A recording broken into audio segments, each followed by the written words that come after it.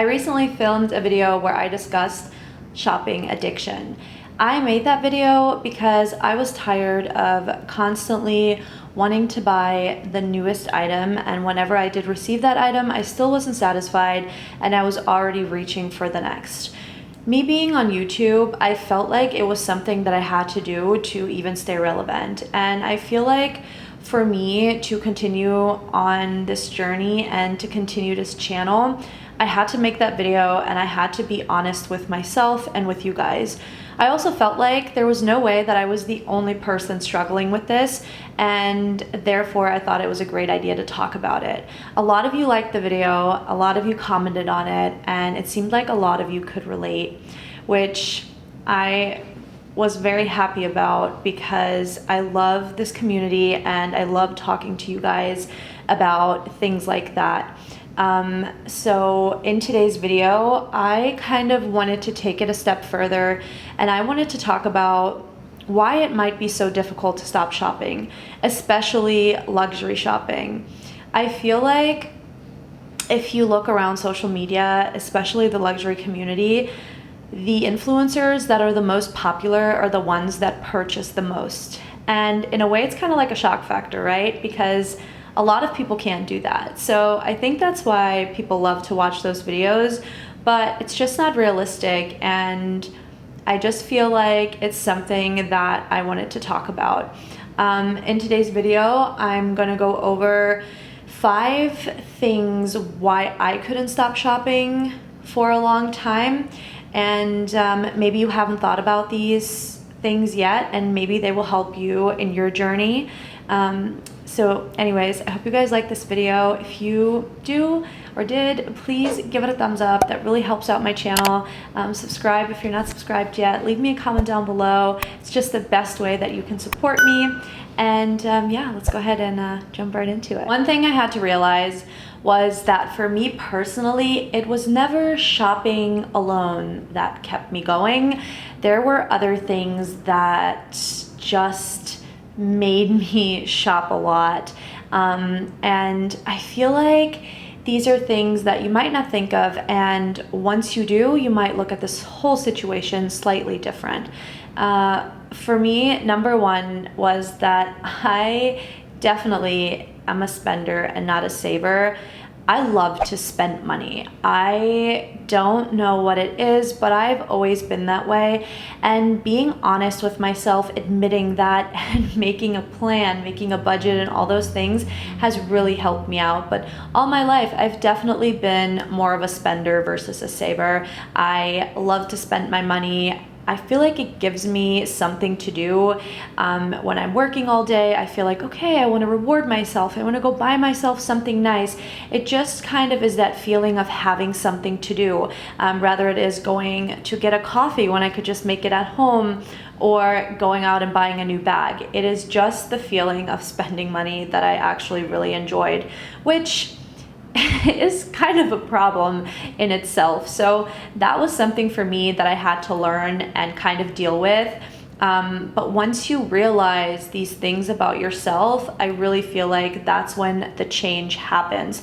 So once I started realizing that I love a good challenge and I love disciplining myself and being disciplined in different aspects of my life, and I just felt like this was something where I lacked discipline. So once I realized, hey, Angelique, you actually really like to spend money and you're not very good at saving, I kind of pulled in the reins a little bit and really tried focusing less on spending and more on saving. Something else that I feel like was really hard for me to let go of was the anticipation. I really loved waiting for my packages to arrive. I loved following along the FedEx shipping information or UPS. I just loved waiting for that item, and it was always kind of the same thing. Once I got it, I would open it and that feeling would go away. So for me, just waiting for something to come in the mail was like a big thing. I noticed that the weeks where I was getting a lot of packages, I was a lot more excited. I was in a way better mood. I almost felt better in general, and the weeks where I really didn't buy anything and no packages were to be expected, I felt kind of bored and there was no real excitement. And so I guess I really just loved the the wait for the package, which, talking about it, sounds kind of crazy, but yeah, let me know if you guys feel the same way. I feel like that was a big reason why I had like a hard time with like not shopping. Something that was really huge and that impacted my shopping tremendously was definitely social media. Social media, no matter if it was TikTok, Instagram, or even YouTube. And I was looking back on the days before I ever even started my channel, and I remember watching YouTubers, and specifically I loved watching Alex Garza, and I still really like her now. But I remember that's kind of when it started. I would watch her, and whenever she would use certain makeup items or certain clothing items, I don't know, it could just be a hair clip, I found myself wanting to purchase that item as well. And looking back on it now, I think it was just trying to have something in common with someone we liked or I liked on the internet. And that just kind of progressed. And the same with TikTok or Instagram. And even just a couple years ago, you know, I would see some girl on Instagram styling something really nicely, and here I was already on the website looking to buy it. Obviously, social media makes it really easy. The link is right there. We can just click it. We don't even really have to search for the item. Boom, we got it, right? Same with luxury bags. Watching luxury channels, seeing the new bag that they got, and just having that feeling like you have to have it because, you know, it's all over social media. And I feel like a lot of people don't want to admit that, but I do think that it is so easy to be influenced by social media. It took me a while until I realized, hey, a lot of this stuff they get sent to them or they get paid to talk about. And not every sponsorship is bad. I'm sure a lot of people do sponsorships and really love the item, but it's just something that I now tell myself, so I don't immediately jump to buy something, especially when it comes to luxury bags. When I see a girl on social media that's really popular and she has a great new bag that I quite like, I ask myself, is this really functional for everyday life? You know, is this something that will fit into my wardrobe, that will fit my style, that will fit my vibe in general? Versus before, I would just get like caught up in the whole situation and instantly, you know, click the link, add to cart, and buy it. So that was something that I really had to learn to kind of shift a little bit and, you know, navigate through that whole situation differently. Now when I'm scrolling on social media, I also unfollowed a lot of people, especially, you guys, I can't tell if I'm too pale or not. I look like it might be too pale, but the light keeps changing, so if the lighting's off, I'm so sorry. But yeah, I don't follow a lot of people on social media anymore because it was just simply too overwhelming. So yeah, if you're following a ton of influencers and you're struggling with shopping, I mean, I would really recommend to maybe, at least for a little bit, unfollow and see if that helps. I want to talk about the silent brag, the flex culture. I feel like this is not talked about enough. I was definitely in this boat, and I'm not afraid to be honest and admit this. I feel like, especially with me being in the luxury community and loving luxury items, and of course still purchasing luxury items, there for a while when I was shopping a lot, and if you've been a longtime subscriber of mine, you have probably seen me unbox many bags, many shoes, many jewelry items.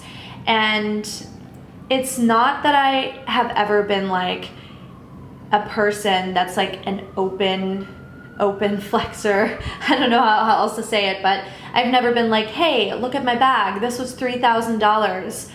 But I did always love the idea walking down the street with my Golden Goose sneakers and having other people look at them and be like, oh, she must really have her life together if she's wearing $600 pairs of shoes.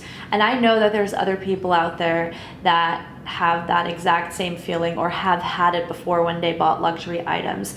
The reality is that luxury items actually don't mean you have your life together, and they actually don't mean that you're successful. It doesn't even mean that you have good style. And that took me really a big chunk of my 20s to figure out.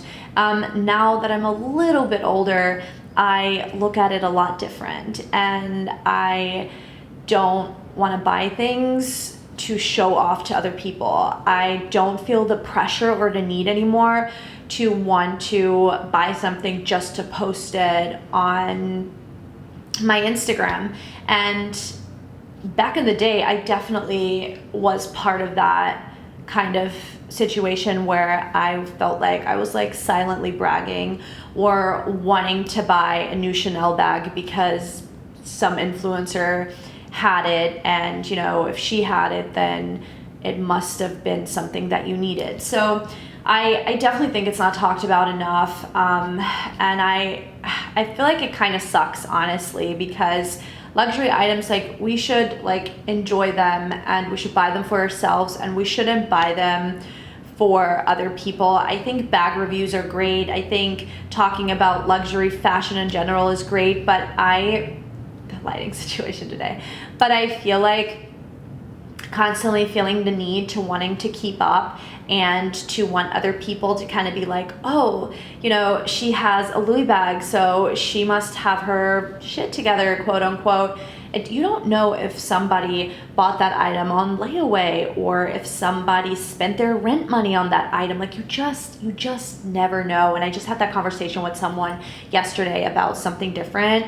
Going back to social media, like, you just don't know what's real and what's not. You know, people share the highlights of their life, which is fine, but you just don't know how great things really are. So once I realized that, I think it really, really helped. Lastly, I want to be very open and vulnerable in this video with you guys, so bear with me. But this might be something that you haven't really thought about. Maybe this is something you're also struggling with in some shape or form. But for me, years ago, I was in a really unhappy relationship, and I felt very bored and lonely in a way. And so even though I kept myself busy with horse show competitions and my animals and working out regularly and traveling, there was still like this void that I tried to fill, and this boredom. And I felt like, especially buying luxury bags gave me some sense of excitement and a little bit of a thrill. The hunt for the item, receiving the item, all the things that I've mentioned previously kind of all tie into one, right? They all kind of go together. But yeah, just like feeling that little sense of boredom and loneliness, and even if it just filled it for a split second, it was something for me to do and to look forward to and kind of take that feeling away.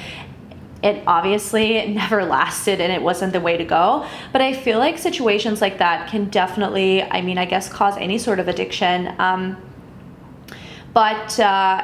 I didn't really realize any of this, and my shopping, my shopping habits itself, they didn't really change until I actually left that relationship and kind of sat with myself and was only focused on myself and only had myself to worry about. That's when I was able to kind of see things clearly.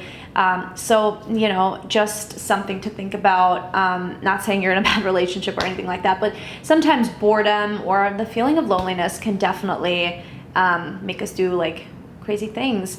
So anyways, I hope you guys enjoyed today's video. Thank you guys so incredibly much for watching, and I'll see you in my next one. Bye. Mwah.